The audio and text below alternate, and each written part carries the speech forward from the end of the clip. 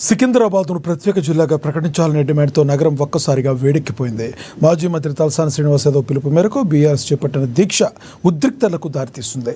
దీక్షకు వెళ్తున్న బీఆర్ఎస్ శ్రేణులు పోలీసులు ఎక్కడికక్కడ అడ్డుకుని ముందస్తుగా అరెస్టులు చేశారు. ముషీరాబాద్ యువనేత ముఠా జయసింహాను పోలీసులు గృహ నిర్బంధం చేసి అనంతరం స్టేషన్కు తరలించారు. ప్రజాస్వామ్య నిరసనను అణిచివేస్తున్నారంటూ ప్రభుత్వంపై బీఆర్ఎస్ మండిపడింది.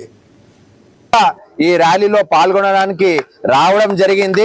మీరు ఎన్ని ప్రయత్నాలు చేసి, ఎన్ని నిర్బంధాలు చేసి, ఎన్ని అరెస్టులు చేసి ఇక్కడ వందలాది వేలాది మంది ప్రజల్ని కూడా వివిధ సిటీలో ఉన్న వివిధ పోలీస్ స్టేషన్లకు తరలించినప్పటికీ కూడా ఈ ఉద్యమం అనేది కొనసాగుతూనే ఉంటుంది. మీరు ప్రజల్ని ఎంత ఒత్తే ప్రయత్నం చేస్తే మేము అంత బలంగా ముందుకు సాగుతామని ఈ సందర్భంగా తెలియజేస్తూ, ఎట్టి పరిస్థితుల్లో కూడా సికింద్రాబాద్ కార్పొరేషన్ గా పేరు మార్చేంత వరకు కూడా ఈ ప్రజా ఉద్యమం కొనసాగుతూనే ఉంటుందని